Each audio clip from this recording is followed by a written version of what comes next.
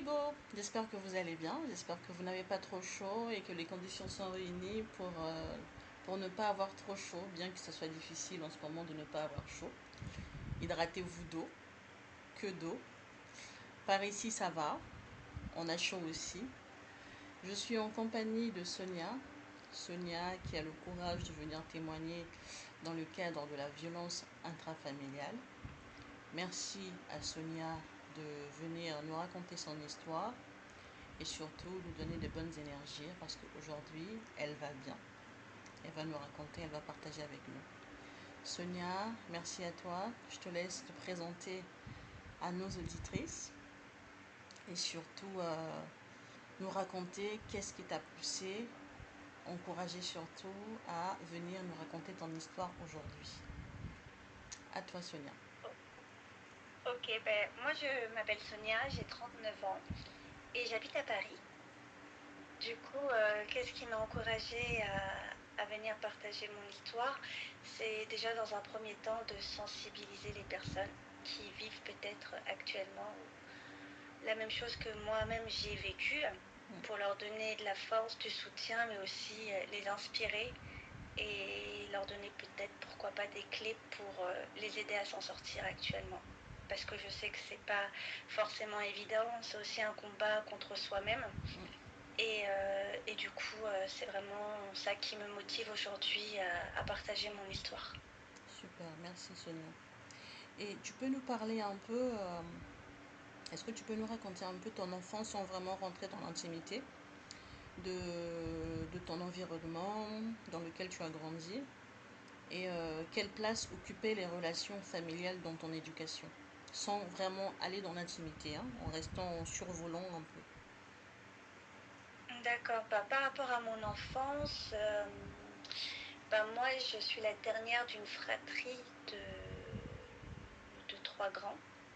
Donc j'ai deux grands frères et une grande sœur. Quand j'étais petite, j'ai perdu mon papa très tôt. Il est Ah, parti quand j'avais 7 ans. Et moi j'ai des très bons souvenirs de ma relation avec mon père. Ensuite, ma mère, c'était une femme veuve qui devait tenir la maison avec très peu de moyens intellectuels, peu de diplômes, voilà, elle a fait ce qu'elle a pu oui, avec ce qu'elle savait au moment bien où sûr. elle pouvait. Donc, elle a gardé des enfants. Non, même avant, elle était caissière, elle était responsable aussi comptable. Un jour, elle m'avait dit ça. Elle a travaillé dans la sécurité, donc elle a enchaîné beaucoup, beaucoup, beaucoup de boulot. Mais pour être proche de nous, parce que elle voulait pas nous laisser seuls et livrés à nous-mêmes. Bien sûr. Elle a décidé de devenir assistante maternelle, garder des enfants, pour avoir cette proximité avec tous ces enfants, notamment moi qui étais la dernière. Donc j'étais entre guillemets la plus vulnérable de ces 4 enfants parce que les autres étaient suffisamment grands et autonomes. Bien, c'est brave, hein, de toute façon. Nos mamans, elles font ce qu'elles peuvent, comme tu l'as si bien dit, avec ce qu'elles ont. On ne donne que ce qu'on a reçu et ce qu'on a. Bravo. Et c'est intéressant de voir que tu as de très bons souvenirs de ton papa, malgré que tu étais jeune. 7 ans, c'est jeune pour se rappeler un peu de certaines choses, mais assez pour rester accroché aux bons souvenirs qui nous ont marqués. Maintenant, Oui, oui. euh, maintenant je j'essaye de comprendre, on va essayer de comprendre un peu la situation concernant, pour rentrer un peu dans le vif du sujet concernant la violence, puisque c'est le sujet qui nous emmène aujourd'hui. Dans certaines familles, enfin surtout dans certaines cultures, la violence, quelquefois, elle est un peu normalisée. On la banalise, on se dit que c'est normal, c'est pas grave, ça fait partie de la vie, ce sont les affaires de famille.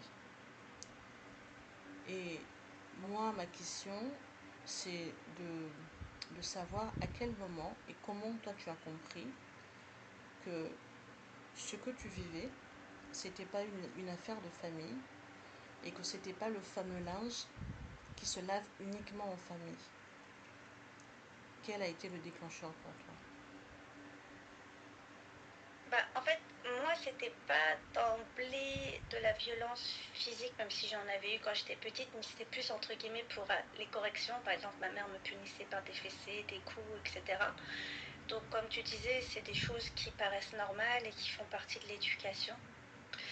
Moi, c'était quand on avait déménagé à Aulnay-sous-Bois, parce que ma mère, en fait, elle était en train de divorcer avant que mon père meure. Il était en plein divorce et elle avait acheté un appartement à Aulnay-sous-Bois où elle espérait qu'on y vive tous ensemble là-bas, Ouais. sans mon père.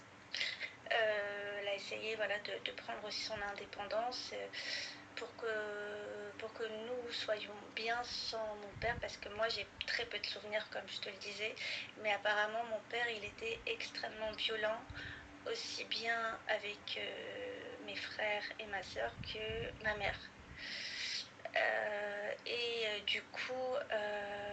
Du coup, en fait, quand on est parti en Aulnay-sous-Bois et qu'on était un peu livrés à nous-mêmes, c'est-à-dire mes frères, ma soeur et moi, et ma mère, on avait très peu de visites d'elle parce que comme elle faisait des allers-retours pour travailler, on ne la voyait pas énormément.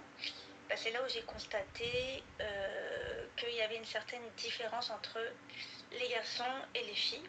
C'est-à-dire qu'on était dans une cité et dans cette cité, il y avait un centre qui crée des activités pour les jeunes, pour ceux qui ne partent pas en vacances. Et cette année-là, c'était en plein été.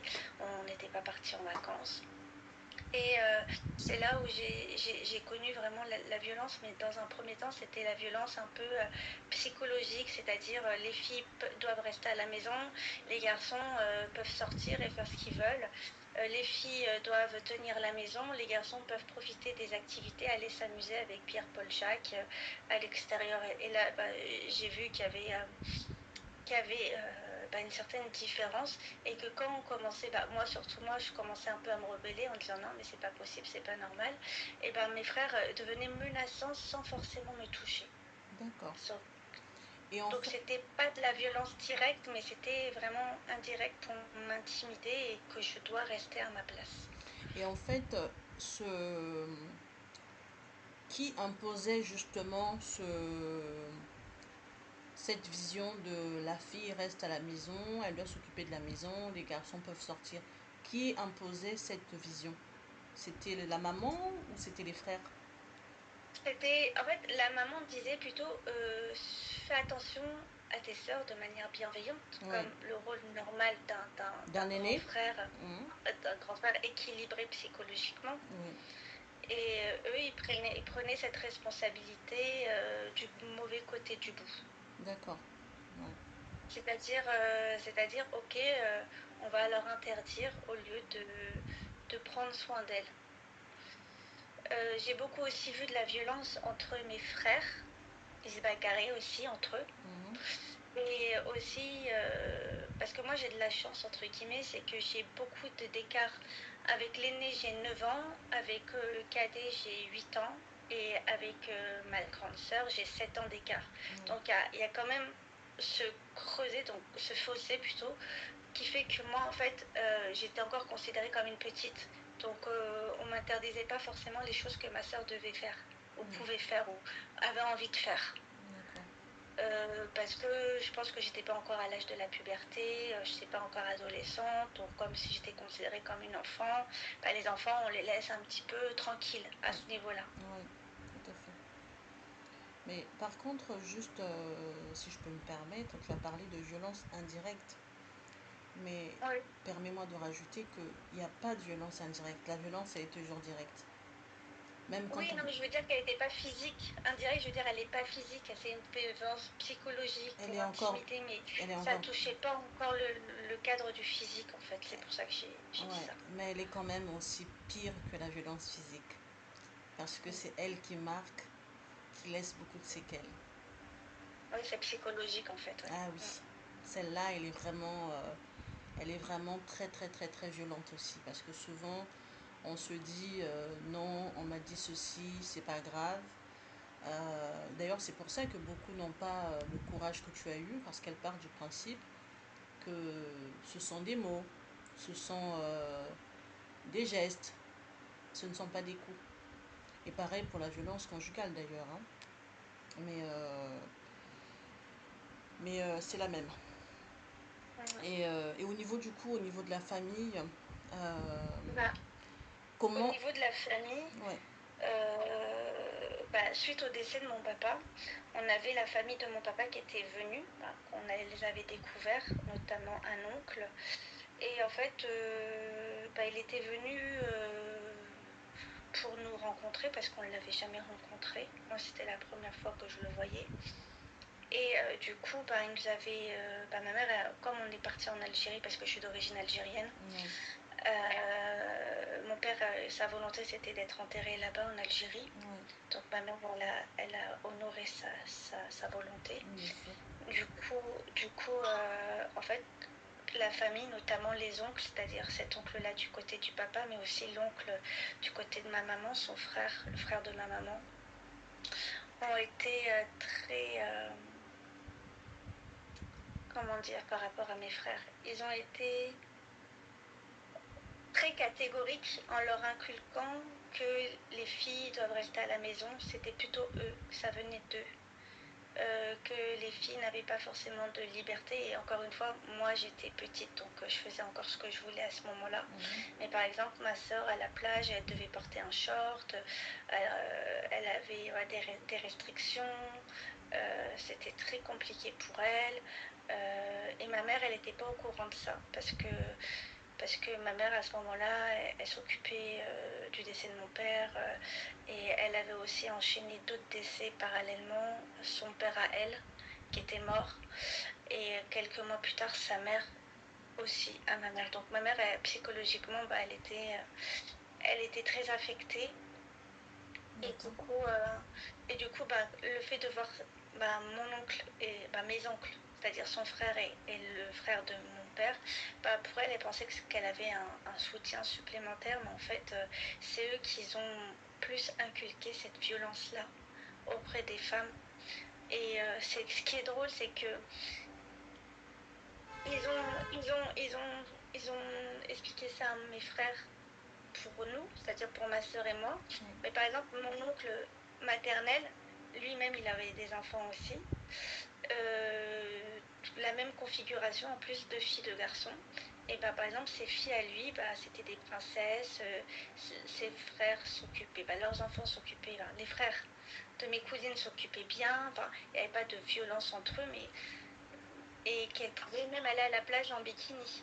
Et en fait, je ne sais pas pourquoi ces deux oncles ont donné une vision un peu faussée et aussi, j'ai pas le mot là, mais une vision qui n'est pas correcte par rapport à la femme, comme quoi les sœurs ne doivent pas sortir, les sœurs ne doivent pas s'habiller de telle façon, il y a des horaires pour les sœurs, il faut faire attention, c'est comme si on n'avait pas de réflexion et qu'on pouvait se faire manipuler facilement. Et que en fait on nous a réduits comme si on était des personnes faibles d'esprit et qu'on peut pas se comporter convenablement, et que si on a un bikini, c'est gravissime parce qu'on voit notre corps, voilà, enfin des trucs comme ça. Même, je dis bikini, mais je dis même d'autres vêtements style vestimentaire.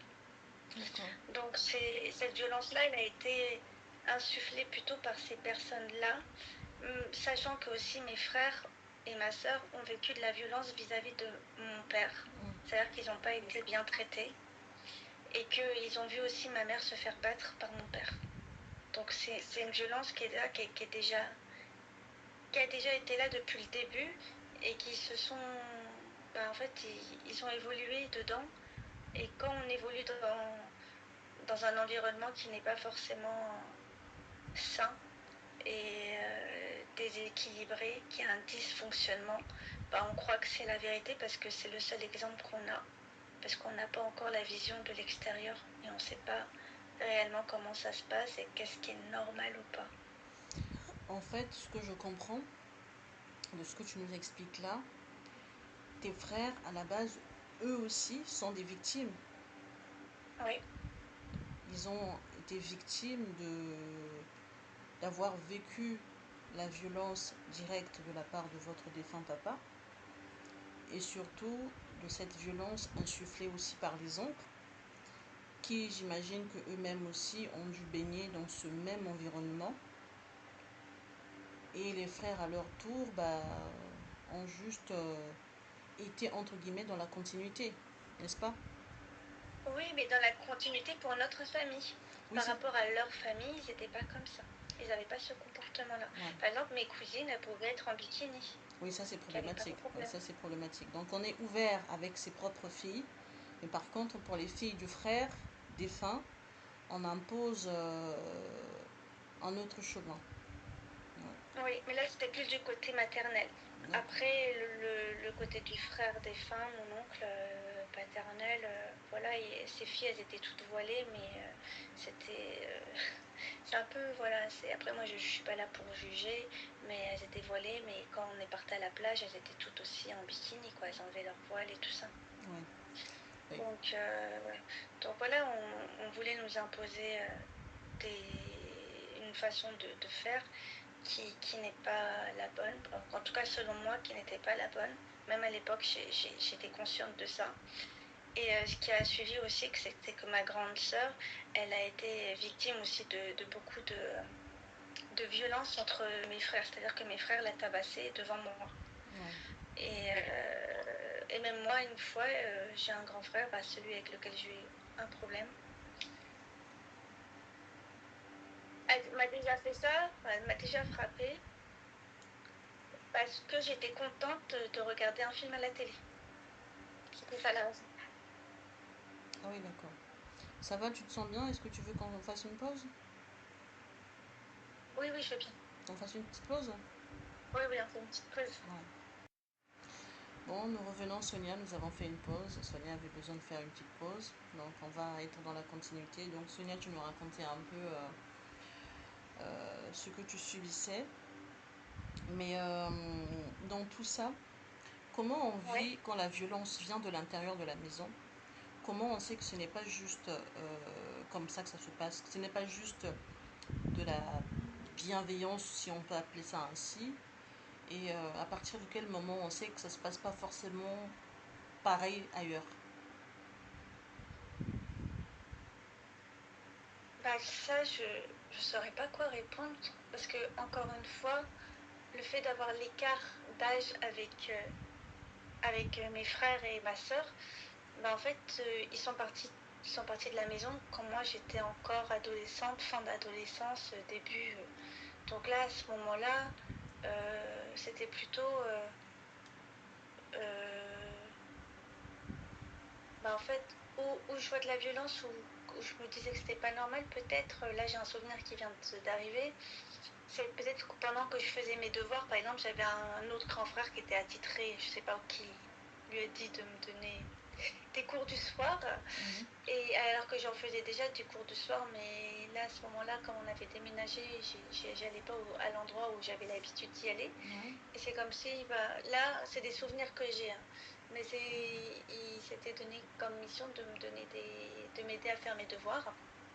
Sauf que lui, il était, en fait, il comprenait pas pourquoi parfois j'avais des difficultés, des lacunes et que fallait plus de temps, plus d'explications, plus de choses pour que je puisse être la meilleure version, on va dire, de moi-même quand je fais mes devoirs et mieux comprendre et être vraiment dans la compréhension des exercices. Et en fait, lui, au lieu de m'expliquer, au lieu que ça soit pédagogique, de prendre son temps et vraiment d'être dans la bienveillance, lui, c'était plutôt dans la cruauté, c'est-à-dire si tu donnes une mauvaise réponse, je te donne une claque. Ah oui, d'accord. Donc la frustration d'office s'installe aussi. Ouais. D'office, parce que bon, ça a installé une forme de frustration, j'imagine. Oui, et même l'incompréhension parce que on te frappe, mais on j'étais t'explique plus, pas. En fait, je suis pas dans la, on va dire dans la bienveillance, alors qu'avant je prenais des cours du soir et ça s'est jamais passé comme ça.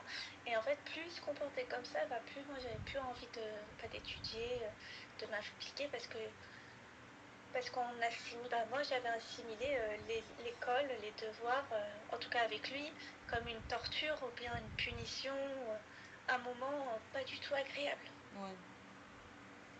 Bon, on va switcher la partie du coup avec les frères parce que c'est encore un peu c'est, c'est encore un peu dur. Mais maintenant, à quel moment votre maman a été sensibilisée sur ce que tu vivais? Est-ce que tu lui en as parlé? Est-ce qu'elle a été réceptive? Est-ce que elle t'a accompagné dans ce que tu vivais? Elle t'a soutenu? Comment ça s'est passé? Par rapport aux devoirs ou de Par, façon générale? de façon générale, ce que tu as commencé à détecter comme étant de la petite violence au départ, qui s'est amplifiée, mais au départ, est-ce que tu as commencé à verbaliser rapidement ou tu n'avais pas l'âge de pouvoir verbaliser les choses entraînées? À partir de Non, quel... j'avais pas l'âge, j'étais encore. J'étais au tout début de mon adolescence. Non, j'avais pas l'âge. Donc tu n'as pas verbalisé. Euh, j'ai pas du tout verbalisé. Et je faisais avec ma mère, ça se passait super bien. C'est-à-dire que mon frère ne faisait pas ça devant ma mère.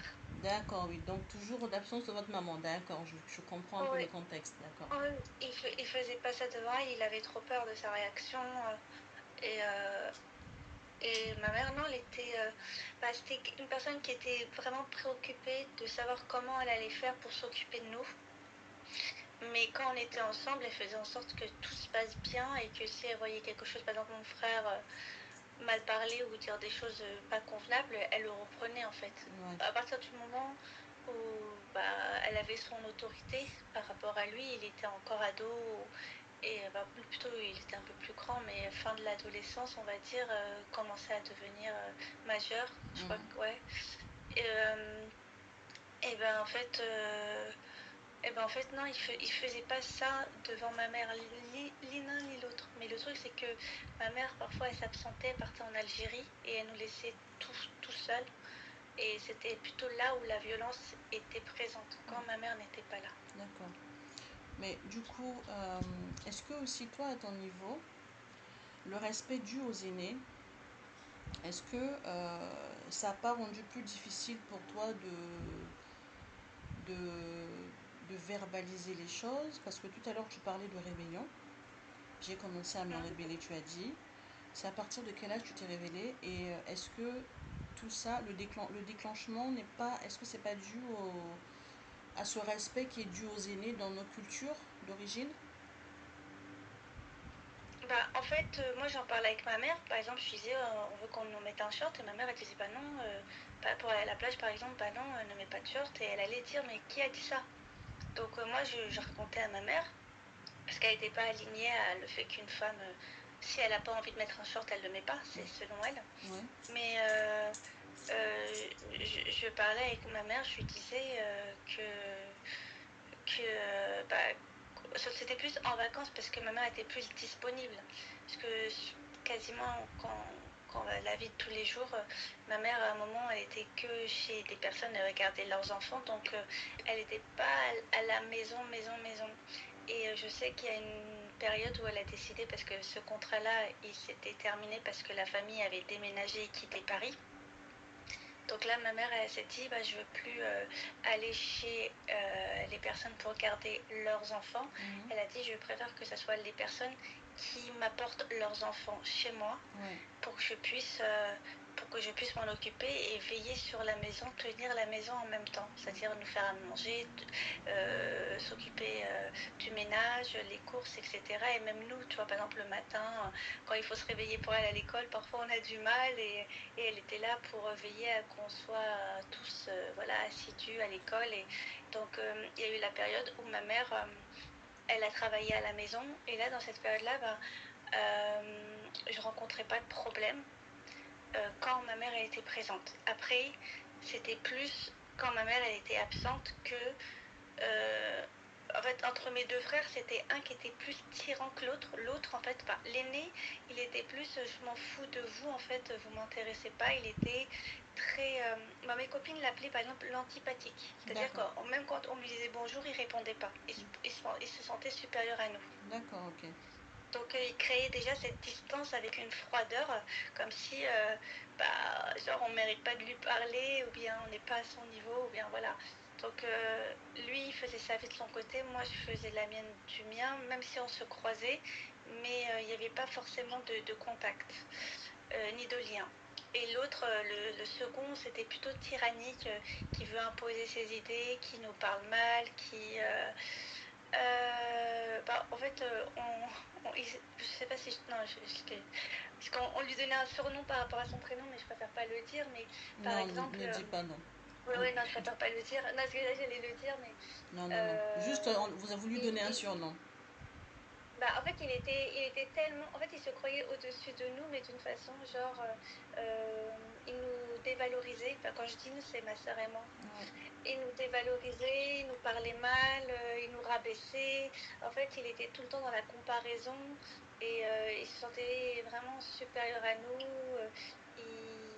Il nous dénigrait, je sais pas si je l'ai déjà dit, mais voilà, c'était quelqu'un de malveillant où il voulait imposer sa façon de faire. Même là, par exemple, jusqu'à présent, mes neveux, et en fait, il est devenu une caricature pour mes neveux. Mes neveux se moquent de lui parce qu'il est vraiment, c'est comme si sa personnalité c'était un personnage. Ah oui, d'accord. Et il se prend vraiment supérieur aux autres.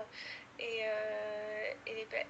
même les enfants, ils disent mais c'est pas possible de se comporter comme ça, c'est pas normal en fait. Ouais. Donc je pense qu'il doit être dans sa bulle en pensant que lui c'est le meilleur du monde. Ouais. Et que tout le monde est nul. Et Ouais. heureusement qu'il est là pour montrer sa grandeur. Ouais. Mais comment vit-on le fait d'aimer une personne malgré tout? Une personne qui nous fait du mal comme un frère comme ça?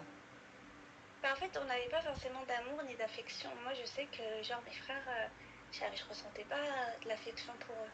J'ai là, c'est mes frères, point barre. Enfin, j'avais pas plus.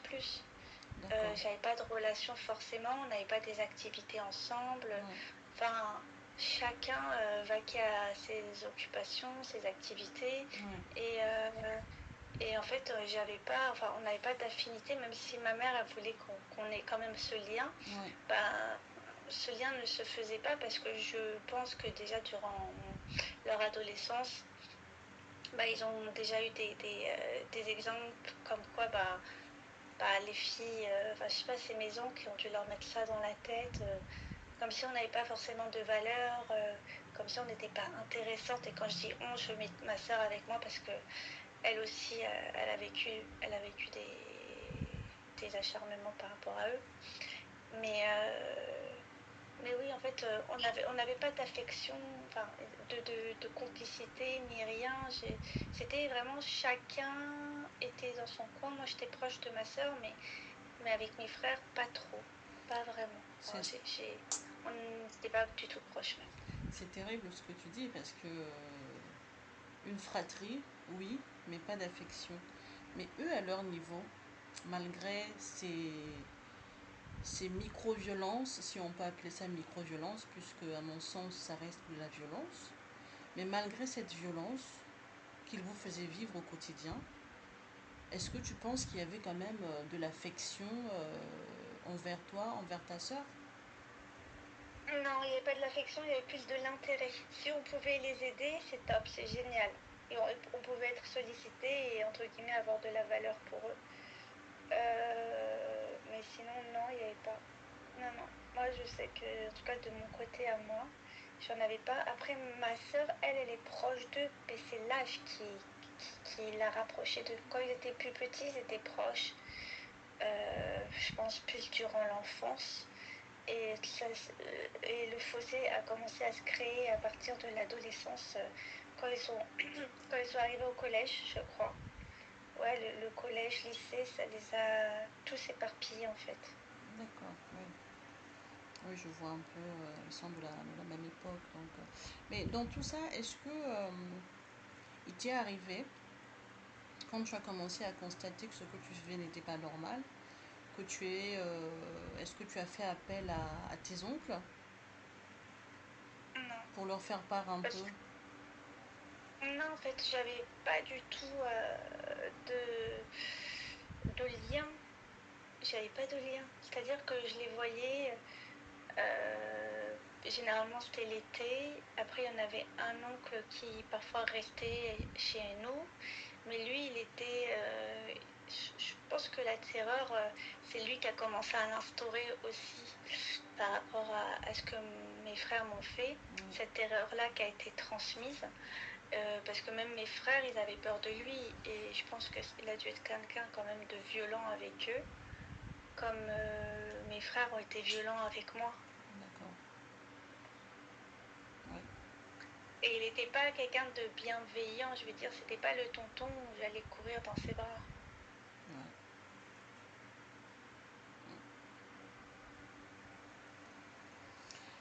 Ouais. C'est difficile. Et à partir En fait, moi, j'avais pas conscience de ça. Moi, j'avais ma mère et ma mère me suffisait, tu vois. Ouais. Mais le problème, c'est que ta mère, au moment où elle était absente, c'est là où tu vivais tous ces drames-là. Donc, elle te suffisait, mais il y a des moments où, malheureusement, elle te laissait seule avec ses fils, en qui elle avait confiance. Et ses fils ne faisaient pas preuve de bienveillance à ton égard, ni à l'égard de ta sœur. Ouais. Ouais. Mais du coup, à quel moment tu as compris que le lien familial n'excluait pas,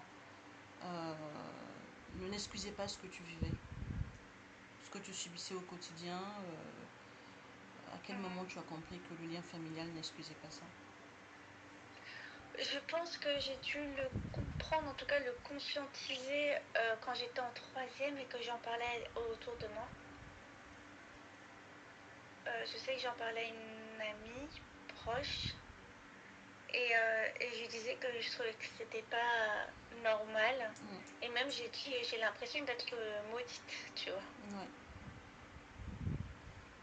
Et tes copines te conseillaient quoi? Comment elles recevaient cette nouvelle? Elles étaient à l'écoute? Elles t'orientaient vers... elles t'orientaient, est-ce qu'il y avait une... il y avait des choses qui t'étaient proposées? Non, parce qu'on n'avait pas suffisamment de maturité par rapport à ça. Moi, je pense que j'en ai parlé qu'une seule fois parce que c'était un moment où j'en avais besoin. Et après, quand je me retrouvais avec mes copines, on parlait de choses de notre âge, on faisait les choses de notre âge. Et peut-être que grâce à ça, ça m'a permis de m'éloigner de cette sphère, on va dire, familiale, surtout fraternelle, qui me plombait. Mais là aussi où j'ai vraiment pris conscience ce que mon frère, l'un de mes frères, c'était pas normal ce qu'il me faisait, c'était le jour où il a décidé de quitter la maison familiale. Il a décidé de prendre un appartement et que pour moi en fait c'était genre le plus beau jour de ma vie. Quand j'ai su qu'il allait partir, j'étais heureuse. Oui. Et d'un côté, c'est pas normal parce que c'est quand même un membre de ma famille avec qui j'ai grandi, j'ai évolué. Voilà, normalement, il y a cette petite déchirure, cette petite nostalgie de ne plus avoir la personne à la maison. Mais moi, c'était la fête et je me rappelle que ma mère était triste, qu'elle pleurait. Et moi, je dis, mais non, tu comprends pas, c'est trop bien. Et tout, il va partir. Et j'étais vraiment heureuse qu'il parte. Ouais. Et aussi ce frère-là, pourquoi il se comportait comme ça? C'est parce que lui, c'est fais ce que je te dis, mais non, fais ce que je te dis, mais pas ce que je fais. Donc lui, c'était quelqu'un aussi avec beaucoup d'arrière-pensée. D'accord. Et je pense qu'il faisait beaucoup de bêtises. Et pour que moi, je ne fasse pas les mêmes bêtises ou que je sois, je sais pas, mais il était vraiment dans la projection que si moi j'ai ma liberté, je peux faire les mêmes choses que lui. Alors que pas du tout. Je sais pas ce qu'il faisait concrètement, mais pas du tout. Donc c'est pour ça qu'il m'empêchait d'être libre quand j'étais devenue adolescente. C'est-à-dire qu'il commençait à être contrôlant, genre contrôler mes copines, contrôler mon emploi du temps, contrôler vraiment les heures où je sors, pourquoi je suis pas rentrée à l'heure. Enfin, il avait un rôle hyper contrôlant alors que lui-même n'est pas un exemple. Et du coup, voilà, c'était l'emprise qu'il veut ou qu'il voulait avoir sur moi. Et parce que, par exemple, si on faisait quelque chose qui ne va pas dans son sens, il n'hésitait pas à être violent physiquement. D'accord. Et en fait, il s'était substitué comme père potentiellement dans sa tête, certainement. Non? Je pense pas père, mais je pense plutôt c'était par de la méchanceté parce que c'est quelqu'un de très cruel. Et je pense que c'était plutôt son opportunité d'être méchant. Ouais. Parce qu'il n'y a pas de bienveillance. Parce que quand quelqu'un est bienveillant, il explique pourquoi il se comporte comme ça. Exactement, exactement. Si tu as mis le doigt sur quelque chose. Il avait juste Oui, besoin. faut que ça soit constructif et que Ouais. moi je comprenne et je dis ah oui, ça, ce chemin-là, il est pas bon, je comprends pourquoi et je vais l'éviter. Ouais, Mais tout à en fait, fait. non, je pouvais faire des choses simples. Genre, je me rappelle une fois avec ma soeur, on s'est baladé sur les Champs-Élysées. On est rentré un tout petit peu tard et juste le fait de l'avoir dit, ben, on était sur les champs, et ben, c'était pour lui un motif de nous frapper. D'accord, ouais. Sans expliquer les dangers potentiels. Ouais. Ah non, non, non, ouais, pas du tout. Et même mon autre frère, par exemple, j'étais rentrée chez moi parce que j'avais des copines qui savaient tresser, qui me faisaient des nattes collées. Ouais. Et moi, j'adore ça. Et donc, elle m'avait tressée. Et je suis rentrée à la maison et c'était l'autre frère, pas le même. Quand j'ai ouvert la porte, bah, il m'a giflé. Parce que tu avais des tresses collées. Oui, oui, mais il m'a pas dit pourquoi, c'est quoi, nani, nana. J'ai juste reçu une gifle. D'accord, ouais. Ouais, c'était, ouais, je vois un peu le contexte. Mais quand tu... Mais ce qui est drôle et contradictoire, c'est que là, sa fille, à lui de 14 ans, elle est rentrée chez lui avec une mèche blonde. Elle est châtain. Ouais. Et ben, je lui ai demandé à ma nièce pas comment il a vécu cette mèche blonde alors qu'elle est brune, quoi, châtain. Ouais. Et elle m'a dit non, il m'a rien fait. Donc en fait, moi, sa sœur, il s'est permis de me gifler alors qu'on n'a aucun lien. Il n'a pas un lien d'autorité. Puis à sa fille, il a accepté. Donc c'est un peu le même schéma que mes oncles avaient. Ouais, ouais, je vois. Tout à fait, oui. Ouais. Et quand tu as commencé à recevoir les coups, donc là on est en troisième. En troisième, les coups commencent à tomber. Tu commences à sortir un peu, t'affirmer, tu sors avec ta soeur, avec les copines, tu essayes de faire des choses de ton âge. Et là, les coups arrivent. Et quand les coups arrivent, est-ce que tu en parles à votre maman? Est-ce que tu en parles à d'autres adultes hors cercle familial? Et comment tu vis les choses à cet âge-là? Parce que troisième, c'est jeune, relativement jeune quand même. On n'a pas d'armes. Bah, oui, on n'a pas d'armes. Moi, je les évitais au maximum, mes frères. Et quand je recevais des coups, bah, je disais à ma mère, et ma mère, elle allait les chasser ou les frapper à leur tour. Je me rappelle d'un épisode où, en fait, avant, avec ma mère, on habitait dans un grand appartement. C'est-à-dire que les chambres ne sont pas à proximité du salon ni de la cuisine. D'accord. C'est-à-dire que c'est un peu isolé, on va dire, et on n'entend pas forcément tout. Voilà, l'appartement était vraiment grand. Et du coup, moi, un jour, j'étais dans ma chambre et je regardais un film sur mon ordinateur. Et il y a mon frère, c'est le deuxième, qui est venu dans la chambre en me demandant si je savais pas où se trouvait un de ses vêtements. Et en fait, moi, j'ai pas tourné la tête parce que je regardais le film. Ouais. Et je lui ai dit, je sais pas. Et juste le fait que lui, il était contrarié parce qu'il trouvait pas son vêtement, peut-être qu'il avait un rendez-vous, qu'il était dans le speed et qu'il n'a pas apprécié le fait que je tourne pas la tête parce que je sais pas, peut-être qu'il a mal pris, peut-être qu'il a cru que c'était un manque de respect de ma part et tout ça. Et ben, il s'est permis de me tabasser. Sauf que ma mère ne l'entendait pas. Elle n'entendait pas parce qu'elle était dans la cuisine et je me rappelle aussi que dans la cuisine on avait un poste de radio, on mettait la radio, voilà, c'était sympa pour cuisiner. Ouais. Et jusqu'au moment où c'était ma voisine du 6e qui m'entendait hurler et elle est descendue pour demander qu'est-ce qui se passe, pourquoi elle crie. Ouais. Et en fait mon frère il a fait ça derrière le dos de ma mère mais dans sa présence à elle et en profitant que voilà que le fait qu'on soit loin de façon géographique et qu'elle n'entende pas. Ouais. Et là, ma mère, elle a vraiment pris conscience à ce moment-là que qu'il avait dépassé un stade qui était inimaginable pour elle. Et là, elle l'a chassé de la maison, mais tu vois, c'est pas constructif non plus de chasser quelqu'un parce que de toute façon, il est revenu par la suite. Ouais. Et ça l'a pas empêché de recommencer. Donc il y a pas eu forcément de cadre, mais je pense que ma mère elle connaît pas, enfin elle sait pas. Et, pour elle, chasser, lui faire peur de quitter la maison, ben, pour elle c'était vraiment quelque chose qui pouvait lui le mettre en difficulté dans la crainte. Mais en fait non, enfin, à chaque fois que lui, que elle, elle était absente ou le dos tourné, mais là c'était plus absente, il se permettait de recommencer. D'accord. Et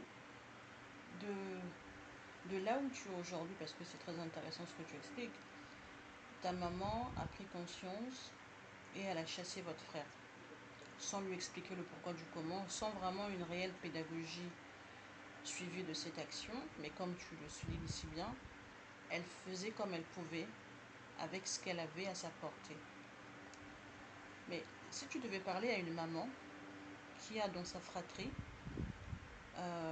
ses fils qui agissent de la sorte avec ses autres enfants, que ce soit garçon ou fille, quel conseil tu pourrais donner à cette maman? Alors, quel conseil je pourrais lui donner avec cette maman, c'est déjà de commencer une thérapie familiale, d'aller voir déjà des professionnels qui sont compétents, des personnes qui pourront lui ouvrir un petit peu plus la conscience. Parce que nous, on a ce qu'on a reçu. Enfin, on n'a pas plus que ça. Et après, c'est à nous d'ouvrir les autres portes pour comprendre et découvrir des nouvelles choses ou des méthodes.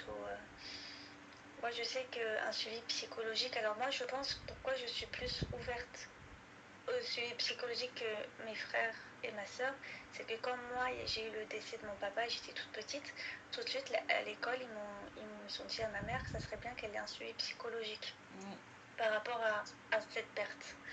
Et du coup, moi, j'étais très motivée à le faire. Je sais pas, j'étais petite, je me disais, ah, ce serait bien. J'allais dans ce sens-là. Et je me rappelle, au début, moi, je faisais que des dessins, en fait. On ne me parlait pas, on me demandait de dessiner. Et à travers les Et dessins, comment? à travers les dessins, est-ce que tu as des souvenirs, tu arrivais à faire passer tes émotions?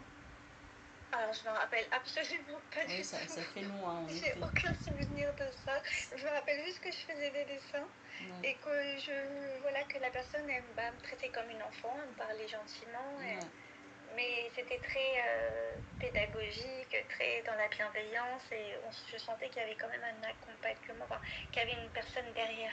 ouais. Et je pense que c'est ce qui m'a manqué avec ma mère et c'est pour une maman qui se retrouve dans la même situation que ça, qu'elle, vraiment un encadrement, être plus dans l'observation, essayer de comprendre aussi le pourquoi du comment, creuser parce que toujours les mamans, enfin, notamment la mienne, elles ont tendance à dire ah mais mes enfants ils sont merveilleux, tout le monde est gentil, tout le monde s'entend bien, enfin, créer en fait une loyauté une image familiale qui est faussée. Parce que c'est normal, devant des gens, on va être calme, on va être sage, on va pas s'entretuer, on va pas se battre. Mon frère, il va pas me donner une claque devant une tierce personne, il le fera jamais. Et il le fera jamais. Il va pas me dénigrer devant les gens parce qu'il a peur de son image. Ouais. Et c'est ce que j'ai reproché aussi à l'un de mes frères. Je lui ai dit pourquoi avec les personnes extérieures, t'es gentil, t'es agréable, t'es doux. Et avec nous à la maison, tu fais le tyran. Mais Parce que, ouais. en fait, dans, souvent dans nos cultures, dans beaucoup de cultures, aller voir un professionnel est une honte. Ce sont des choses qu'on ne fait pas forcément d'office. Et chez certains d'ailleurs, même aller voir un simple psy, c'est limite, j'entends souvent les gens dire que c'est réservé pour les fous. Psychologue, hein, je parle du psy. C'est réservé Ouais. pour les fous. Donc, conseiller à une maman qui rencontre ce genre de difficultés au sein de son foyer, avec ses enfants, quelquefois avec le papa qui est présent aussi, comment, toi, avec ce que tu as vécu, tu pourrais aider cette maman plus ou moins à démystifier et accepter cet accompagnement, du moins à pousser la porte et à à emmener à elle tout son monde vers ce professionnel justement pour leur ouvrir un peu les yeux, pour les accompagner euh, dans une meilleure compréhension, la gestion des émotions, etc. Ben, moi, de mon côté, pour aider les mamans qui seront peut-être un peu sceptiques par rapport à l'accompagnement psychologique, bah, peut-être pourquoi pas se rapprocher des associations, parce qu'il y a des associations qui aident et qui ne sont pas forcément, dans un premier temps, des psychologues, mais qui peuvent expliquer, montrer la voie, faire conscientiser aussi certaines choses qu'on n'arrive pas à se admettre ou à réaliser, créer des déclics. Parce qu'il y a plein d'associations qui aident les femmes, Oui. qui ont ça comme mission. Et peut-être que si le pas d'aller voir un psy est trop douloureux par rapport à l'image d'elle, c'est-à-dire je vais pas voir un psy parce que j'ai pas envie qu'on pense que je suis folle, bah, peut-être passer par la case association ou bien même médecin traitant. Les médecins, ils sont aussi là pour nous aider. Moi, je sais que quand j'ai vécu le drame avec mon frère, j'ai pas voulu voir tout de suite. En fait, j'ai deux médecins généralistes que j'ai l'habitude de voir. Bah, celui que j'avais l'habitude de voir, bah, je me sentais pas prête à le voir parce que j'avais honte, parce qu'il connaissait ma famille en fait, Ouais. parce que c'est vraiment un médecin familial. Ouais. Donc j'avais honte un petit peu de lui dire la vérité. J'étais pas prête, en tout cas à ce moment-là. Donc j'ai vu mon autre médecin généraliste où je lui ai vraiment tout expliqué. Ouais.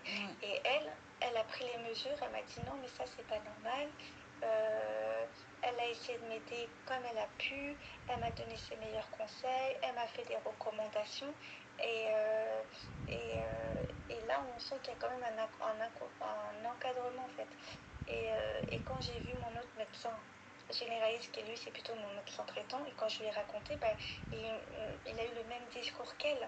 Et même si c'était par exemple un membre de ma famille que lui il connaît, bah, en fait j'étais pas dans le jugement, j'étais vraiment dans la compréhension. Même il m'a dit si j'avais su, je serais venue chez toi. Et même son assistante m'avait dit ça. Il y a toujours des personnes qui sont là pour nous aider, pour nous accompagner. Mais après, c'est à nous de faire le premier pas. Donc si cette maman n'ose pas faire le premier pas, elle va jamais arriver à s'en sortir et elle sera dans un cercle infernal où elle pensera qu'elle sera toujours bloquée, que tout est contre elle et qu'elle va se sentir condamnée. Que si elle va voir l'extérieur, pas forcément une psy parce qu'elle se sent pas encore à l'aise. Il y a des associations qui sont spécialisées, qui ont l'habitude, les personnes sont formées à ça. Et c'est pas le premier cas parce que souvent on se dit oui, ça n'arrive qu'à moi, on se sent seul, on pense que on est la seule personne qui vit un drame et que tout le monde vit leur meilleure vie, alors que ça c'est pas vrai. Il y a beaucoup de personnes qui souffrent en silence, qui ne le montrent pas forcément. Et en fait, on n'est pas seul. Et c'est à nous, en fait, de faire le premier pas euh, vers la personne, c'est-à-dire on prend cette responsabilité de vouloir s'en sortir. Donc déjà, cette maman, je lui demanderai si elle a vraiment envie de s'en sortir, si elle a vraiment envie de dépasser cette situation. Et par le biais de la motivation qu'elle va me donner, je l'orienterai vers une association ou son médecin traitant. Ou bien même, il y a des numéros anonymes où on peut appeler, c'est 100% anonyme. Voilà, il y a toujours des solutions, il y a toujours des opportunités. Et c'est juste à nous de prendre cette responsabilité, de vouloir s'en sortir et d'être motivé et de croire qu'on va y arriver, peu importe la situation, parce que dans la vie, tout est maniable. Tout est maniable et c'est à nous de faire en sorte de le vouloir. Merci Sonia. Je souligne, tu l'as évoqué, la honte. Souvent dans les familles, on entend la honte. Il faut protéger la famille, il faut protéger la réputation. Donc très souvent, les choses passent sous silence. On ne dit rien, on voit, on sait que ça existe, mais on préfère se taire pour ne pas salir le nom de la famille. Surtout quand il y a un père au milieu, qui est lui-même aussi un peu tyran. La maman, bah, elle baisse la tête et elle ferme les yeux. aux dépens Ouais. du bien-être et de la sécurité des autres enfants qui souffrent, en observant la violence ou en la vivant physiquement aussi, parce que observer la violence, c'est vivre la violence aussi. C'est de la violence passive, mais c'est de la violence. Mhm. Et elle est encore Complètement. plus dramatique. Oui, Et, après, pour ma part, la honte, c'était pas la honte familiale. Pour ma part. En fait, j'avais tellement honte. Pourquoi ça m'arrive? ouais. En fait, j'arrivais pas à l'accepter. Bah, cette honte que tu ressens, en fait, je pense, à mon sens, c'est quand on vit un drame, une injustice, surtout au sein d'un environnement où on est censé être en sécurité. Le premier réflexe, c'est d'avoir honte. Pourquoi j'ai accepté? Pourquoi ça m'arrive à moi? Mais la question n'est pas pourquoi j'ai accepté, pourquoi ça m'arrive à moi. La question est pourquoi on m'afflige ça. Mais c'est un sentiment naturel, hein. J'ai pareil vécu des choses. On n'en parlera pas ici parce que c'est pas le sujet. Mais avant d'aller porter plainte, j'ai eu honte. Parce que voir ma vie déballée comme ça devant des forces de l'ordre, j'anticipais en fait ce que j'allais devoir dire et montrer. Et d'office, j'avais honte. Alors que c'était pas à moi d'avoir honte. Tu vois? Exactement. Oui, C'est tout à fait. l'autre personne qui m'avait fait subir ces choses-là qui devait avoir honte de m'avoir fait subir ça. Donc les victimes, malheureusement, ont ce sentiment au départ. Est-ce que c'est une manière, entre guillemets, de se protéger? Ça, seul un professionnel peut nous le dire, et puis on traitera le sujet dans un autre épisode, mais en tout cas, ce n'est pas à toi d'avoir honte, ce n'est pas à la victime d'avoir honte, mais bien au contraire. D'ailleurs, on le dit ici en Bangui, la honte doit changer de camp. Complètement, oui. Complètement. C'est Ouais. pas à nous d'avoir honte ni d'avoir peur, c'est à eux d'avoir honte de ce qu'ils sont et de ce qu'ils font subir aux personnes qui sont censées aimer, aux personnes qui sont censées protéger, d'autant plus toi dans ton cas, c'était tes grands frères avec un écart d'âge assez important. Voilà. Oui. Mais merci en tout cas pour cette approche concernant ces mamans-là. Mais on aborde souvent, on parle des mamans, mais on parle très peu des pères. Les papas qui ont des fils qui ont ces comportements-là. Qu'est-ce que tu pourrais leur dire? Parce qu'il y a des papas qui sont des papas tranquilles, qui sont bienveillants avec leur famille, mais qui se retrouvent avec des fils qui ont ces comportements sortis, je ne sais d'où. Que pourrais-tu dire à ces papas qui sont certainement conservateurs, qui ont cette vision de on protège le nom de la famille, on protège le nom de la famille? Comment ce papa peut prendre les choses à bras le corps, dire stop, je ne veux pas de ça dans ma maison, je ne veux pas de ça entre mes enfants?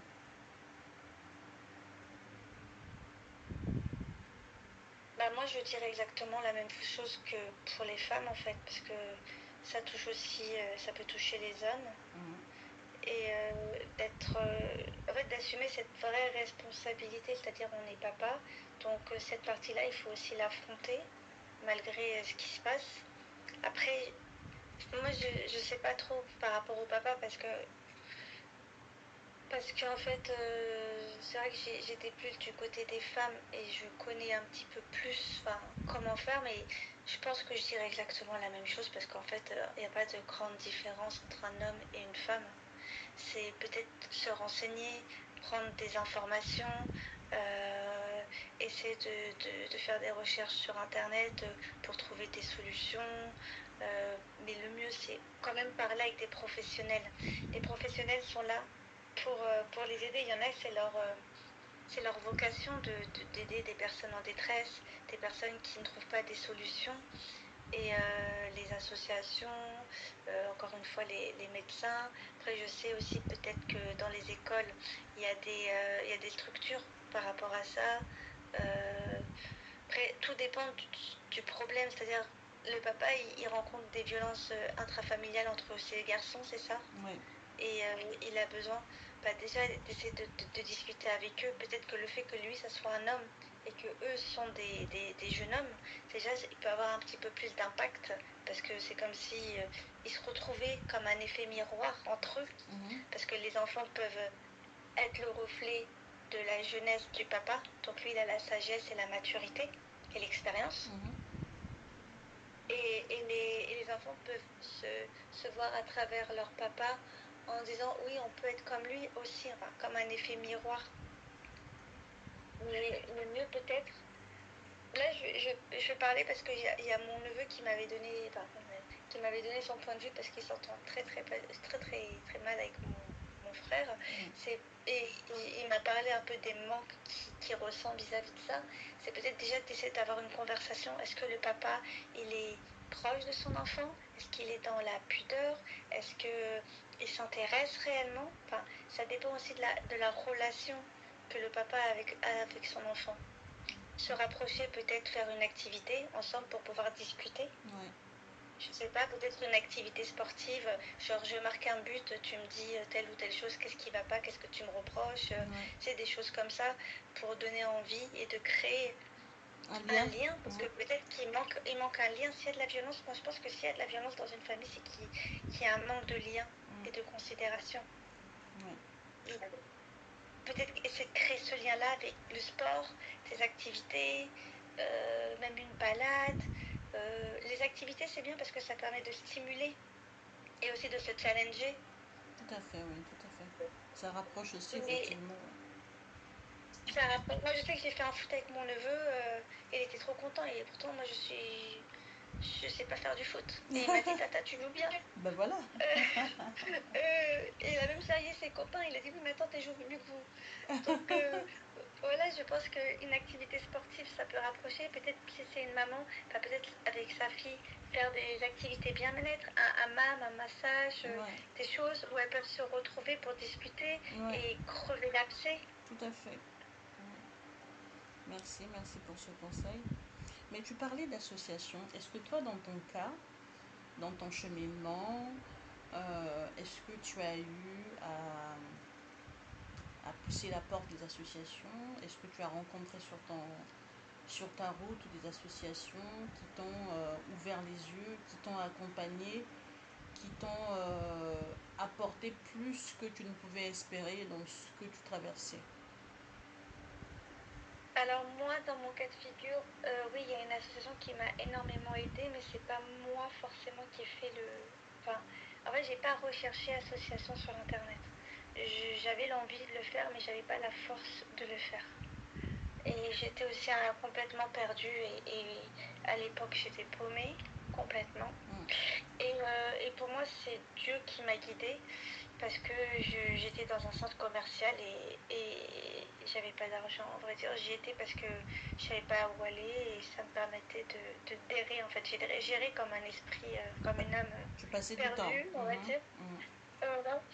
Et en fait, j'ai entendu juste au dictaphone le nom d'une association qui traitait, qui aide les personnes qui sont victimes de violences conjugales, intrafamiliales, etc. Et en fait, juste que j'ai entendu cette annonce au parleur, c'est ça qui m'a réveillée. Parce que, comme je disais, j'étais complètement perdue. Ça a créé quelque chose en toi, quoi. Ça a créé un électrochoc, quoi. Je me suis dit, ah, c'est là, c'est ma place, elle est là-bas. Excellent. Mais c'était vraiment, j'étais là au bon endroit, au bon moment. Enfin, c'est excellent parce que tu aurais eu, tu disais que, excuse-moi hein, de te couper, pardon, tu disais j'avais pas d'argent, mon âme errait dans ce centre commercial, donc en gros, quelquefois, une difficulté n'en est pas forcément une, parce que tu aurais eu de l'argent, tu n'aurais pas forcément peut-être été dans ce centre commercial. Oui, en fait, je savais pas quoi faire. J'étais complètement perdue et c'était mon endroit préféré. Et j'aimais bien y être. C'est excellent. Et je regarde. Comment? C'est excellent. Oui, mais j'étais là parce que je savais pas où aller. Une difficulté n'en est pas toujours une, comme quoi. Ouais, et voilà, généralement les gens quand ils vont dans les centres commerciaux, c'est pour faire des achats. Alors moi, j'étais là, mais pas là, j'aimais bien rester dans cet endroit. Et du coup, j'ai entendu l'annonce et ça m'a réveillée. J'ai demandé aux gens à l'accueil où se trouvait réellement cette association parce que je la trouvais pas. Ouais. Et c'était l'époque du Covid, donc les accès c'était très compliqué d'y aller, Ouais. il fallait faire tout le tour. Ouais. Et du coup, j'ai rencontré la fondatrice de l'association qui m'a accueillie Mhm. chaleureusement. Et je lui ai raconté mon histoire. Ouais. Et elle m'a dit, c'est comme si que je suis rentrée sous sa coupe, sous sa protection. Excellent. Ouais. Et c'était génial parce que elle m'a dit que j'allais intégrer un programme de reconstruction, que j'allais être suivie par une psychologue. Je lui disais que j'avais déjà une psy. Elle m'a dit c'est pas grave, c'est bien de faire le pont aussi avec une autre. J'ai dit ok. Il y avait des ateliers avec d'autres femmes qui ont vécu des violences, peu importe lesquelles. Elle aime bien dire des femmes vulnérables parce que vulnérables, chacune a sa propre vulnérabilité. En fait, on peut pas se comparer. Donc voilà, on est toutes vulnérables à un niveau ou à un autre. Ouais. Et elle nous a fait des ateliers aussi d'estime de soi, où on avait rencontré une femme là, qui faisait de la colorimétrie pour reprendre soin de nous, parce que c'est important. Et c'était génial parce que le fait de rencontrer aussi des femmes qui ont eu des problèmes, que ce soit pareil ou pas, c'est pas ça le plus important, mais c'est des femmes qui ont eu aussi des problèmes dans le même domaine, on va dire, dans la violence en général. Ouais. Et ça nous met en fait face à nous-mêmes et on se dit en fait on n'est pas toutes seules. Il y a aussi des gens qui vivent ça et ça rapproche et ça donne un peu plus de force en se disant que on va s'en sortir ensemble.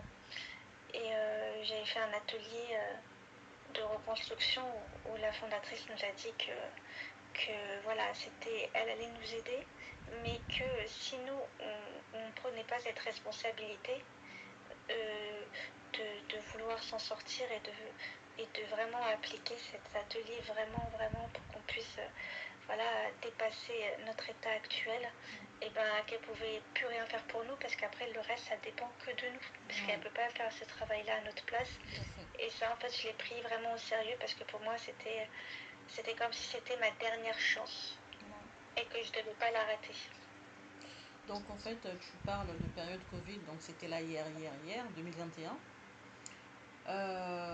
Donc jusqu'en 2021 encore, tu étais dans cet univers de violence. Non, j'étais sortie complètement. Enfin, j'étais sortie entre guillemets. La dernière violence intrafamiliale, je l'ai eue en 2019. D'accord, et là on parle de violence physique.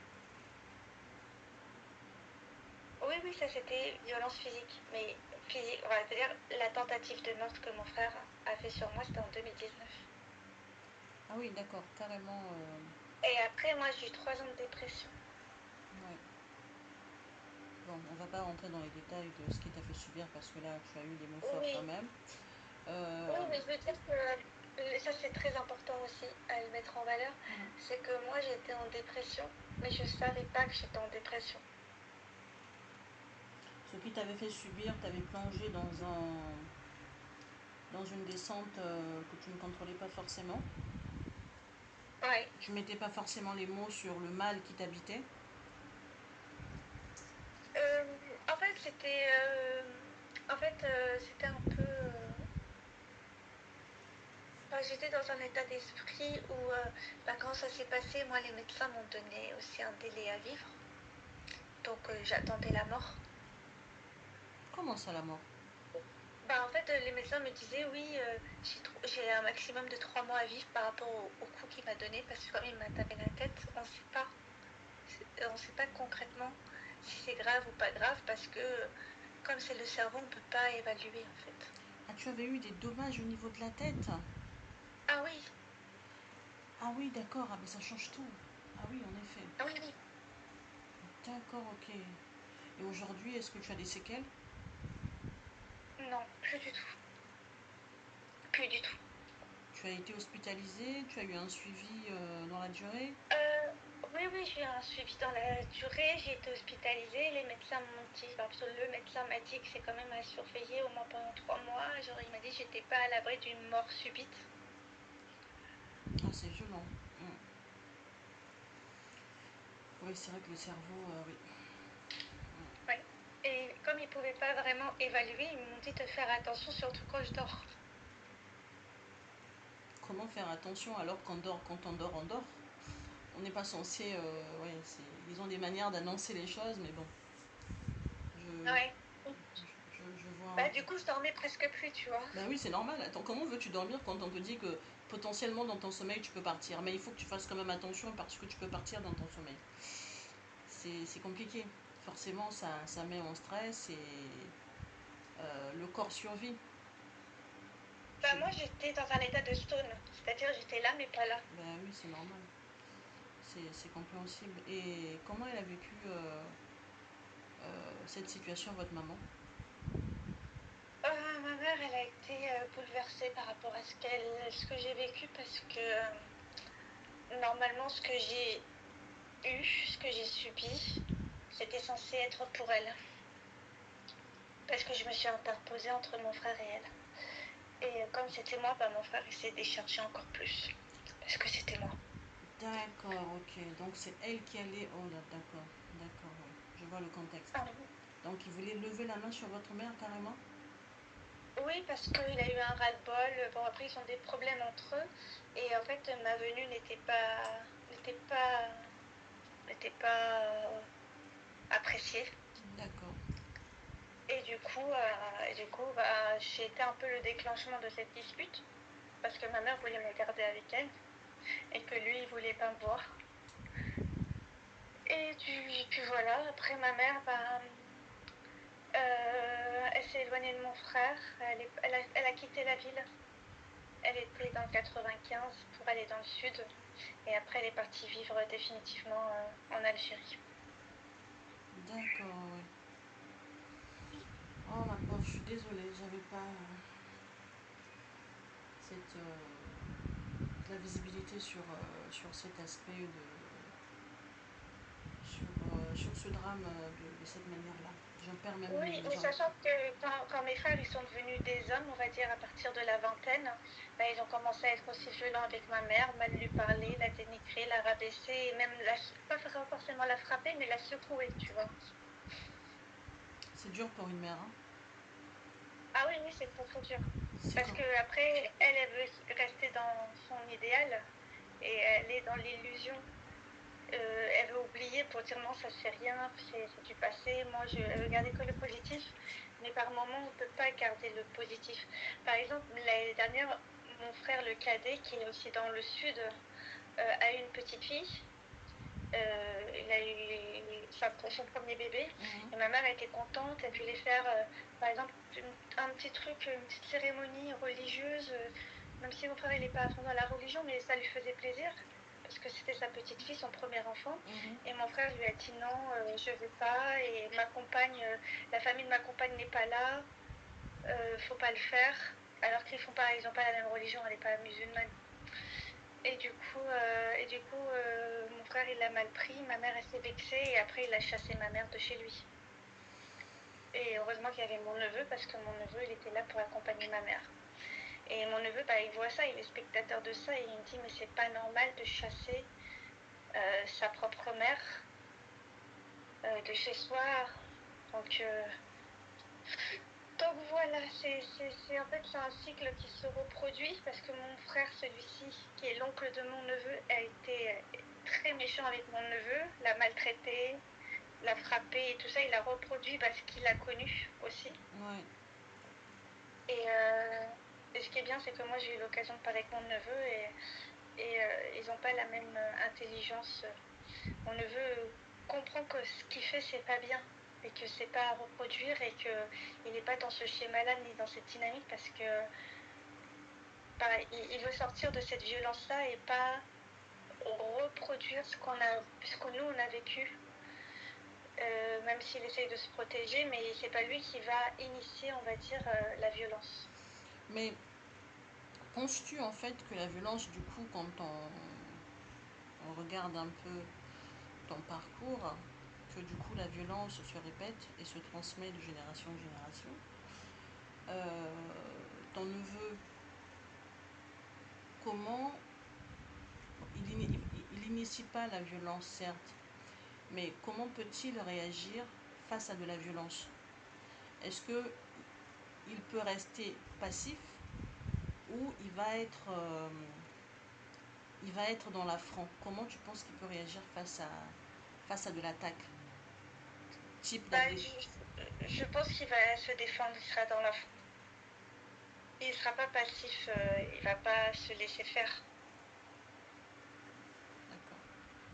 Ça sera de la défense. Je me défends ou alors je me défends à outrance pour extérioriser un trop-plein de choses accumulées.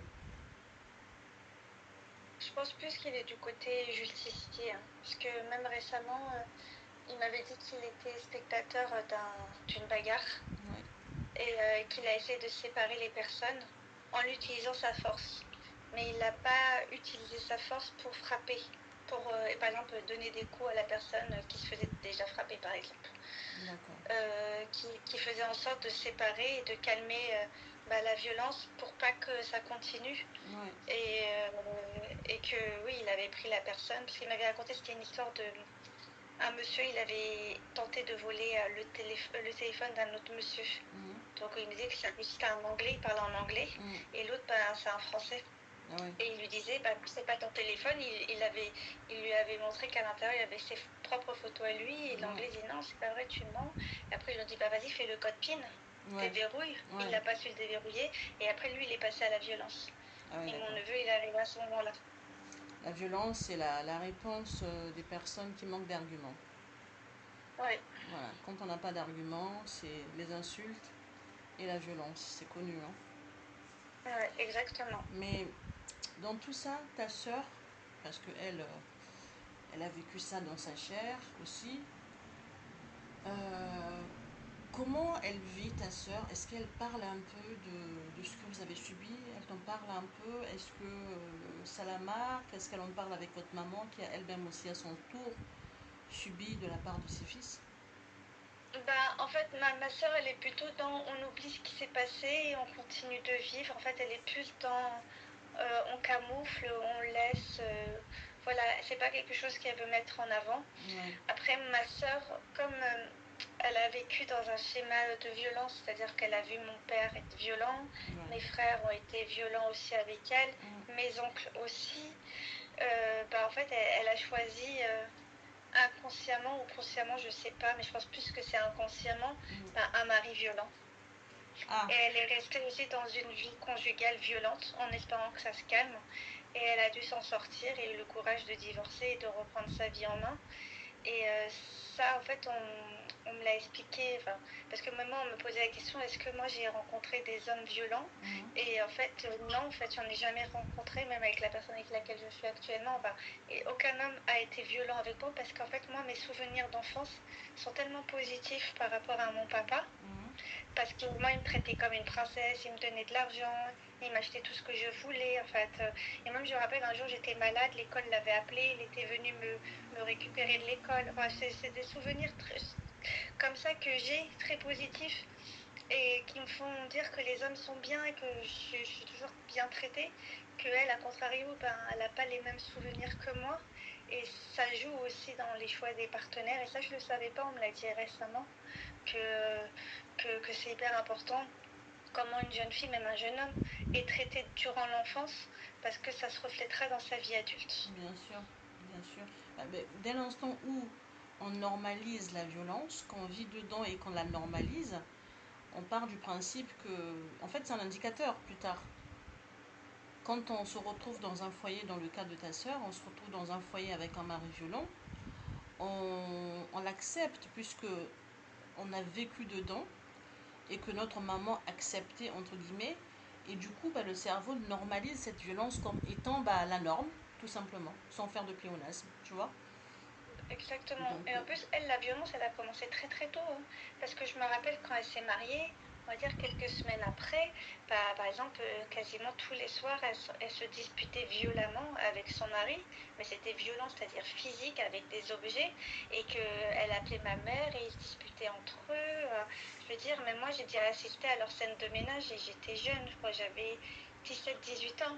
Et incroyable. quand je voyais ça, je me disais, mais jamais je vais me marier. Enfin, être avec quelqu'un, oui. En fait, moi, ça m'a donné l'image du mariage négatif. Ouais, je Parce que je vois. dis, c'est ça le mariage, Ouais, ça m'intéresse pas. ouais, Et aussi, tout de suite, bah, mon cerveau a commencé à dire, non, mais on n'accepte pas la violence. Et moi, je veux dire aussi que toutes les personnes que j'ai rencontrées dans ma vie, pas forcément en couple, mais je veux dire, en général, c'est des personnes gentilles, adorables, très peu de personnes violentes. Enfin, bon, moi, de toute façon, j'évite ce genre de personnes. Mais je veux dire, j'ai toujours attiré à moi les gens qui me ressemblent, parce que ouais, je suis comme ça. Et elle, ben, malheureusement, elle a attiré, même avec ses copines et tout ça, c'était pas forcément de bonnes relations, que des personnes, soit qui essaient d'abuser d'elle, de prendre la confiance, même à son travail aussi, hein. Par exemple, c'est pas une personne qui va se rebeller vers son employeur, elle va accepter. ouais, Elle va accepter et elle va être, voilà, jusqu'à peut-être qu'il y aura un trop plein, mais ça joue. En fait, la violence et ce comportement qu'on a eu de victime, ça peut jouer dans tous les domaines de vie et pas que à la maison, parce qu'on pense que c'est normal de pas être valorisé, de pas être priorisé, qu'on nous rabaisse, que ce soit à la maison ou au travail. En fait, c'est une identité qu'on accepte, mais sur tous les plans et qu'on ne mérite pas d'avoir, parce que les personnes pensent que si, par exemple, notre mère nous a mal parlé, bah, c'est normal qu'à l'école on nous parle mal, ouais. c'est normal qu'au travail on nous parle mal, c'est normal que les gens dans la rue nous parlent mal, et en fait, non, c'est pas normal. Oui, la normalisation de... Oui, oui, c'est ça. Ben, c'est... L'indicateur, c'est la vie qu'on a au quotidien avec les siens. Voilà comment on grandit, l'environnement. Voilà pourquoi c'est important d'être bienveillant avec les enfants dès le bas âge et surtout avoir de la pédagogie. Expliquer aux enfants plutôt que de crier, de frapper pour d'autres, mais les accompagner. Parce que c'est ça aussi le rôle d'un parent, c'est d'expliquer et accompagner l'enfant. Puisque l'enfance, c'est un apprentissage. Hein, on apprend à Ouais, l'enfant à devenir un futur adulte. Et pour ce faire, on doit faire exact, preuve de bonne pédagogie.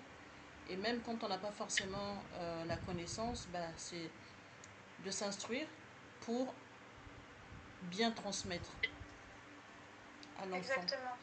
Mais du coup, euh, quand ta sœur appelait ta maman pour lui expliquer les violences qu'elle subissait, quelle, quelle était la réponse de ta maman en général? Quelle Bah, ma vision? mère, c'était plus de calmer calmer Ta sœur ou les les deux? tensions. Mais elle n'était pas vraiment dans le divorce, par exemple, parce qu'après, c'est un mariage aussi qui a été fait en famille, c'est-à-dire c'est un cousin. Et après, il y a aussi l'image qu'elle peut refléter, l'image du divorce qui est mal vue, Ouais, donc, l'image aussi, voilà, genre, il s'est marié, il a lâché, il a abandonné, en fait, que l'aspect négatif. Elle voyait que, on va dire, que les choses qui pouvaient la mettre en sa défaveur au d'accord, niveau de son, entre guillemets, honneur. d'accord, Et en fait, c'est pas ça qu'il faut mettre au détriment de la vie de sa fille parce que elle vivait, et ma soeur, elle était très malheureuse avec lui et créait des instabilités aussi dans la relation. C'est-à-dire qu'il partait des fois un mois en Algérie sans donner de nouvelles, après il revenait. Ma soeur, sa première grossesse, bah, elle s'est fait battre par lui et le bébé, c'est pas par rapport au coup, mais le bébé, il n'a pas survécu, mais ça n'a rien à voir avec les coups qu'elle a eus durant sa grossesse. Et moi, je lui ai dit à ma soeur, bah tiens, ça c'est ton opportunité pour partir et de le quitter au lieu ouais, de faire un enfant. Je veux dire, moi je le rêvais comme un message de Dieu en me disant, c'est pas lui la bonne personne. Mais ma soeur, elle était têtue, elle voulait pas, elle avait honte. Ce que pouvaient dire les gens, donc il y a aussi le qu'en dira-t-on. Et donc elle a fait un deuxième enfant dans la foulée. Et, euh, il était et viable voilà. celui-là? Comment? Il était viable? J'ai pas compris. Le deuxième enfant était viable? Oui, oui, était viable. Oui, bien sûr, était viable. Donc elle a un Oui, enfant oui, oui, avec ce elle est monsieur. grande. Là, elle a 17 ans maintenant. Laure a 18 ans. D'accord. Oui, oui. Et Oui, elle... oui, oui, était viable. Mais bon, après, des fois, quand c'est aussi entre cousins, c'est pas bon non plus. Donc, Ouais. bon, c'est pas très, très bon. Après, moi, j'ai pas compris. J'ai dit à ma soeur, je comprends pas ton choix. C'est ton choix, mais je le comprends pas. Tu fais ce que tu veux. De toute manière, c'est ta vie. Mais, mais voilà, du coup, faut pas se gâcher la vie, son existence pour le regard des autres, parce qu'en fait, on vit pas pour les autres, on vit pour nous-mêmes, et on doit être heureuse ou heureux en fonction de nous, et pas en fonction de l'extérieur. Parce que si on se colle à l'extérieur, en fait, on va jouer un rôle qui n'est pas le nôtre, et dans le fond, être malheureux ou malheureuse. Après, pour le cas de ta sœur, peut-être qu'elle n'était pas. C'est pas évident, hein. Elle n'était peut-être pas prête à prendre ses distances au point d'aller divorcer avec ce monsieur. Il y a aussi cette force que toi tu as qu'elle n'avait pas forcément à ce moment-là. Tu vois? Oui, après, moi, je sais que moi, c'est la personne qui me maltraite, que ce soit physiquement, psychologiquement, même un mot de travers, moi, j'accepte pas, moi, je pars, en fait. Mais ma sœur, elle était plus dans un état d'esprit un peu à l'ancienne, c'est-à-dire, oh, il faut se marier avant 25 ans, sinon je suis une quatrinette. Ouais. C'est des images et des catégories, enfin, je veux dire, être dans une case que moi, aujourd'hui, je m'en fiche, en fait. Je m'en fiche si, par exemple, là, j'aurai bientôt 40 ans, j'ai pas d'enfant, c'est mon choix. Moi, je vais pas en avoir, je l'assume pleinement. Même si autour de moi, on me dit, ah, ce serait bien d'avoir un enfant, non. Moi, je sais que j'ai pas envie et je vais pas me trahir pour les autres. Tout à fait.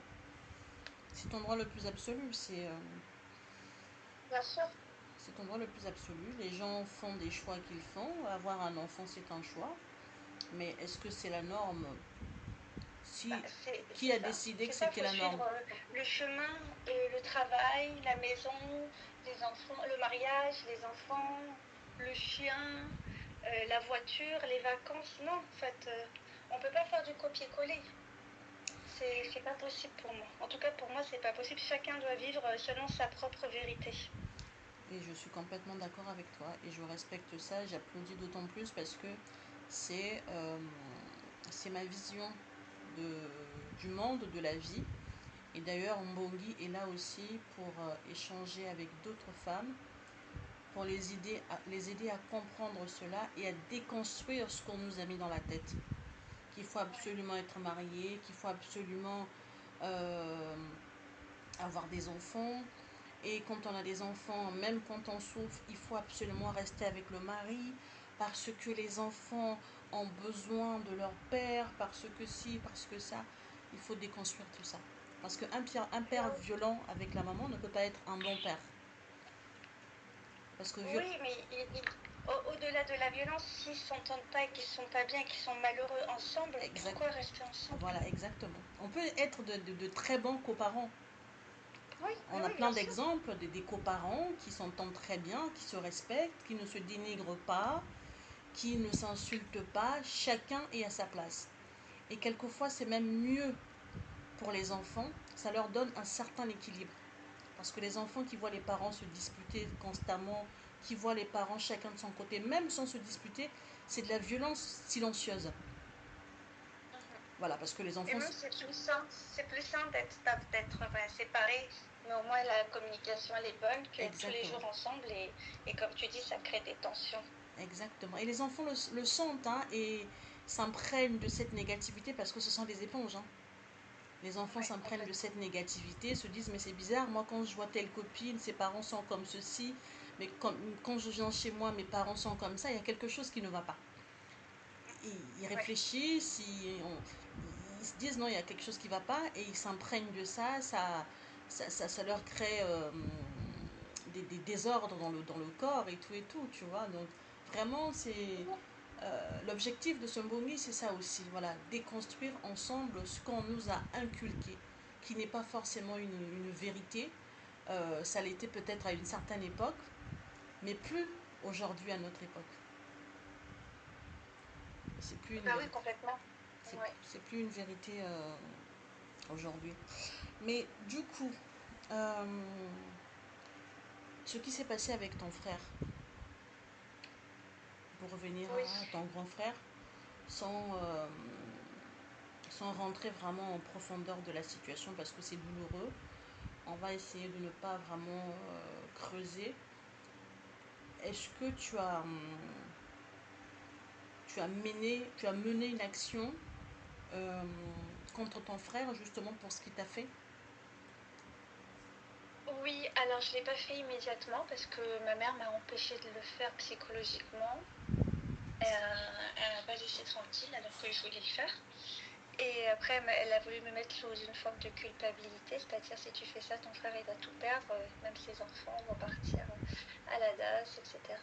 Ouais. Et à partir du moment où j'ai rencontré l'association, c'est là où j'ai réellement eu plus de force et plus de courage de faire quelque chose que j'avais vraiment envie de faire depuis le début, c'est-à-dire porter plainte contre lui. Ouais. Et du coup, je pense 2 mois après d'être entrée dans l'association, je suis partie porter plainte. D'accord. C'est excellent, elle est excellente cette association parce qu'elle t'a vraiment porté, elle t'a énormément porté, tu m'en avais parlé en off. Et c'est excellent de savoir que ce genre d'associations sont présentes et surtout, elle fait un travail extraordinaire, cette dame. Mais comment elle a vécu le fait que tu aies porté plainte, ta maman? Et est-ce qu'elle t'a accompagnée pour cette plainte? Est-ce qu'elle t'a quand même soutenue malgré tout? Et comment cette plainte a été reçue? En fait, ma mère n'était pas contente que je porte plainte. Je lui ai pas dit que j'avais porté plainte. Donc, elle l'a découvert à travers mon frère qui a été convoqué. D'accord. Donc, ça a été très mal accueilli. Elle m'a dit qu'elle voulait plus entendre parler de moi, qu'elle s'est sentie trahie, que j'étais irresponsable par rapport à mon frère et ses enfants, que s'il arrivait quoi que ce soit, c'était de ma faute et pas de la faute de mon frère, bien évidemment. Et que voilà, c'était pour elle, c'était quelque chose qui n'était pas aligné par rapport à ses valeurs, qu'il fallait pas porter plainte. Et mon frère, il a été convoqué au commissariat. Du coup, il a fait sa déposition, il a dû répondre aux questions. Et ma mère aussi, elle a été contactée par la police. Elle a répondu aussi à leurs questions, mais c'était au téléphone parce que, comme je te le disais, elle était partie vivre dans le sud, donc elle ne pouvait pas se rendre au commissariat, comme c'était à Paris. Ouais. Et du coup, ma mère, non, j'ai pas eu d'accompagnement, j'ai pas eu de soutien, j'ai rien eu en fait vis-à-vis de ça. C'était juste pour elle une déception de ma part et que ça a confirmé que jamais j'allais l'écouter parce que, on va dire entre guillemets aussi que je suis la rebelle dans la famille. Parce que pour elle, une femme vivre seule sans être mariée, pour elle, c'est pas envisageable. En tout cas, il y a quelques années, quand je l'ai fait, c'était pas envisageable. Voilà, que vivre seule, pas de mariage, pas d'enfant. Pour elle, c'est pas sa vision de la vie, donc de la réussite d'une vie pour elle, c'est comme si c'était un échec. Alors que moi, j'ai eu des échanges avec des femmes mariées, posées, tout ça, et qui me disaient qu'à regretter leur côté célibataire tranquille à la maison, par exemple. Après, chacune a sa vision. Et je sais que voilà, il y a aussi des femmes mariées qui sont très heureuses. Faut pas, je généralise pas du tout. Ouais. C'est vraiment en fonction de la personne en elle-même et de l'expérience qu'elle en fait. Ouais. Et du coup, non, pas de soutien. Par contre, elle n'a pas dit la vérité à la police. Puisque moi, j'ai récupéré mon casier, pas mon casier, mon dossier judiciaire. Parce qu'en fait, avec tous les éléments que j'avais donnés, et même la police avait porté plainte. Parce qu'à un moment, quand moi, j'ai pas porté plainte, le commissariat, ils m'ont dit que c'était tellement grave que eux, à leur niveau, ils allaient quand même remonter ce qui s'est passé au procureur. D'accord. Donc en vrai, il y a eu 2 plaintes, une du commissariat et la deuxième, la mienne. Et c'est pas pour autant que le procureur a ouvert l'enquête, il l'a plutôt classé, Et du coup, ma mère, elle n'a pas été... moi, je trouve que ma mère n'a pas été honnête avec moi. Elle n'a pas dit la vérité et c'est vrai que moi, dans ma vie, dans mon enfance et dans mon éducation, et même que je dis éducation normale et aussi éducation religieuse, il faut toujours dire la vérité. Être honnête. Et là, le manque d'honnêteté, ça a brisé en fait l'image de la mère qu'elle avait pour moi. À partir du moment où j'ai lu ce qu'elle a écrit, ce qu'elle a dit plutôt, ça m'a responsabilisée encore plus. Déjà, je suis responsable, mais je veux dire, maintenant, ma propre mère, c'est moi-même. La seule personne qui peut vraiment prendre soin de moi, il n'y a que moi en vrai. Ouais. Je dépends de personne, même si c'est ma mère, parce qu'elle n'a pas su me protéger, elle n'a pas su être de mon côté, surtout que je l'ai protégée. C'est pas comme si c'était un conflit réel avec mon frère. Je veux dire, elle m'a mise dans une situation avec lui qui était conflictuelle. Elle m'a mise déjà dans le danger, elle m'a exposée à ça et elle n'a pas su me protéger. Et moi, ça a eu des répercussions très graves au niveau psychologique, physique, financière. Et même voilà, au niveau de mon avenir, je me voyais sans avenir, complètement perdue, avec des dettes, parce que j'étais fichée Banque de France à cause de cette histoire. Comme je t'ai dit, j'ai été déconnectée de la réalité. J'avais plus confiance de l'argent. L'argent, pour moi, n'avait pas de valeur. Si je paye ou que je paye pas, je m'en foutais en vrai. Parce que je pensais même pas rester. Ouais, je vois. Oui. Je vois la trahison que tu as sentie. Tu t'es senti trahi dans ce que tu as vécu. Et puis, votre mère, elle voulait protéger. Elle pensait bien faire en protégeant son fils, mais sans voir, sans prendre conscience de la souffrance qui était la tienne et du besoin que tu avais, ce besoin qui était qu'elle soit présente pour toi, qu'elle témoigne convenablement en ta faveur, enfin, du moins dire la vérité aux forces de l'ordre. Donc si le dossier a été classé, en quelque sorte, c'est lié au fait que ta maman n'ait pas exposé les faits, j'imagine. Oui, elle a extrapolé, pas extrapolé, mais elle a dit les choses, que ça soit pas sous forme d'agression, mais peut-être d'une dispute familiale. Et ce qui est deux choses complètement différentes en termes juridiques. Oui. Parce que si c'est une dispute familiale et c'est pas une agression physique, ce n'est pas la même chose. Et même moi, ça a eu des répercussions par rapport à mon assurance pour les risques de la vie, les garanties de risque de la vie, parce que avec ce que ma mère elle a dit, ils ont dit c'est une rixe familiale, c'est pas une agression. Et heureusement, d'un côté, comme mon frère, lui, dans sa déposition, il a dit qu'il m'a agressé, que c'est lui qui m'a sauté dessus et qui m'a frappé.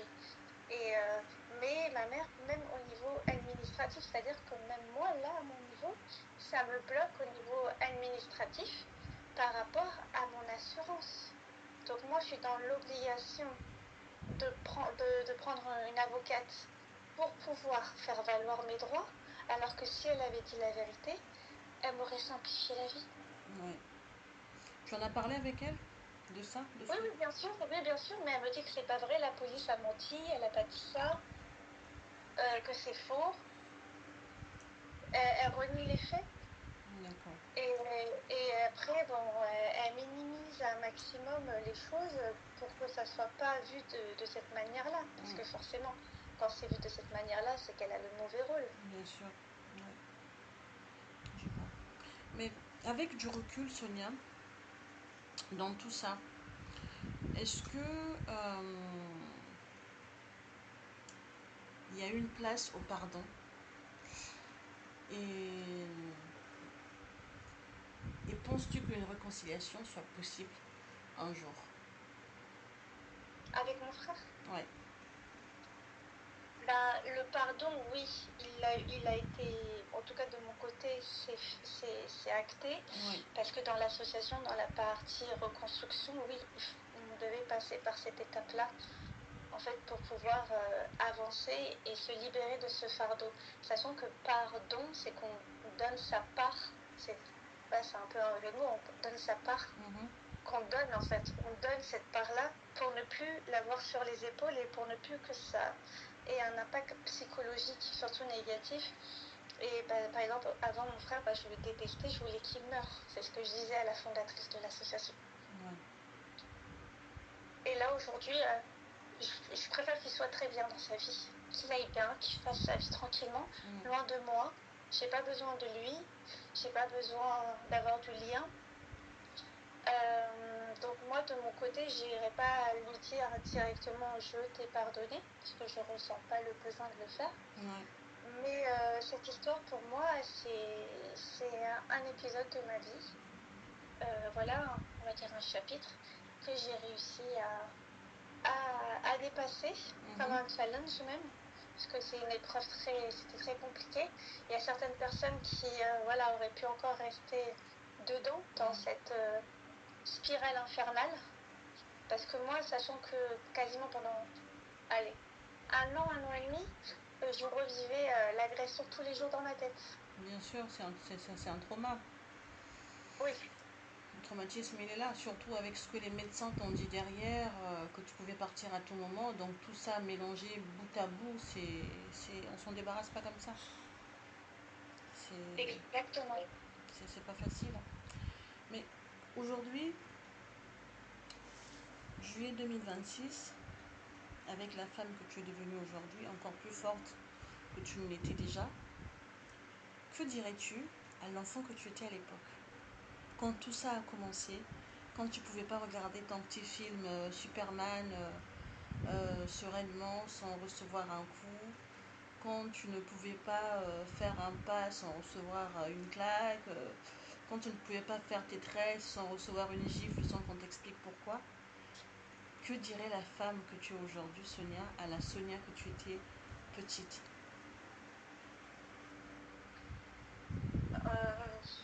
Alors là, bah, je lui dirais de ne pas changer, parce qu'elle est déjà parfaite comme elle est.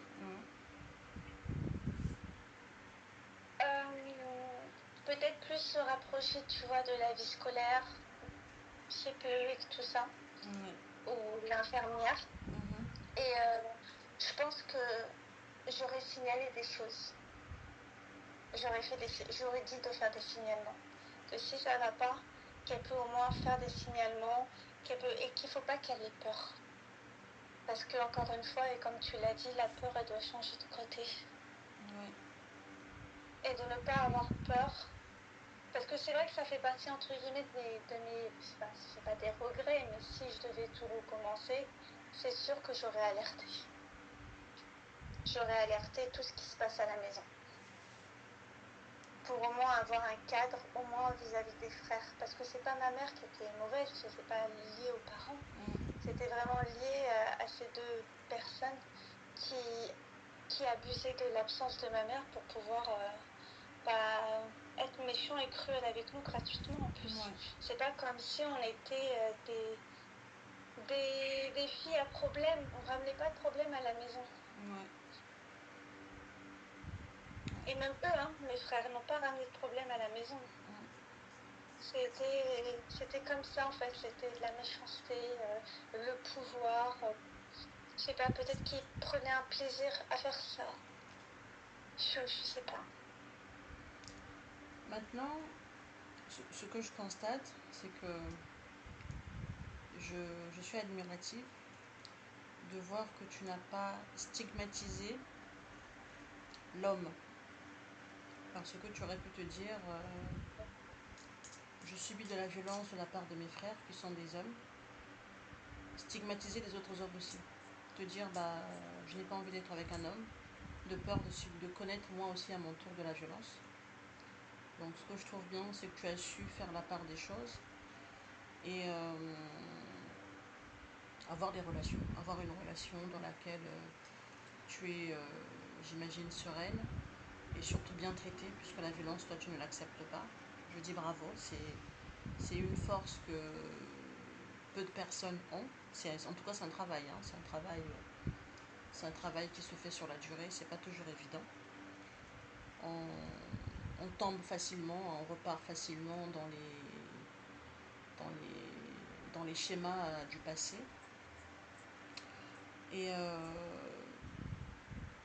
surtout, les blessures qui sont causées, qui viennent de la structure familiale. Penses-tu qu'elles laissent plus de séquelles que des blessures vécues à l'extérieur du cercle familial?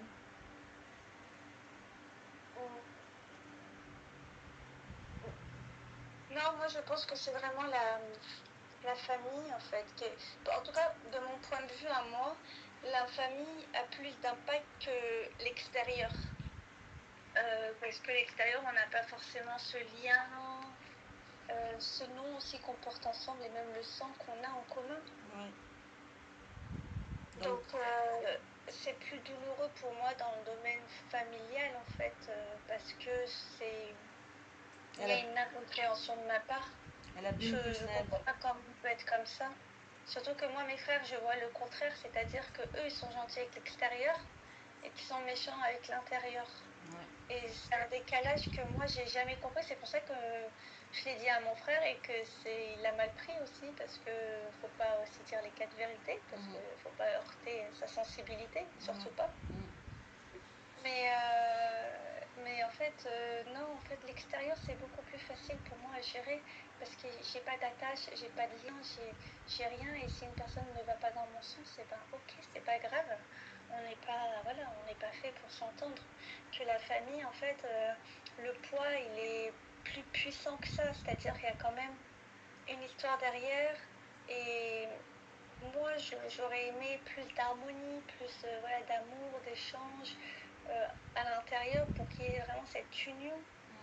Et du coup, ce qui est drôle, moi, c'est que c'est généralement que les gens de l'extérieur qui m'ont beaucoup plus aidé que les gens de l'intérieur.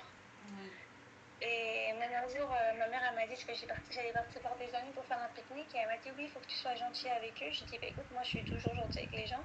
Les seules personnes qui ont été méchantes avec moi, c'est dans la famille. Et là, tu vois, elle n'a pas pu répondre parce qu'elle sait que je dis la vérité.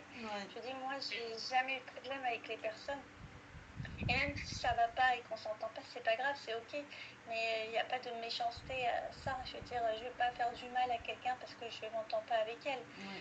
Je vais m'éloigner et voilà, et garder ma paix intérieure et pas rentrer dans quelque chose, dans un schéma qui ne me correspond pas.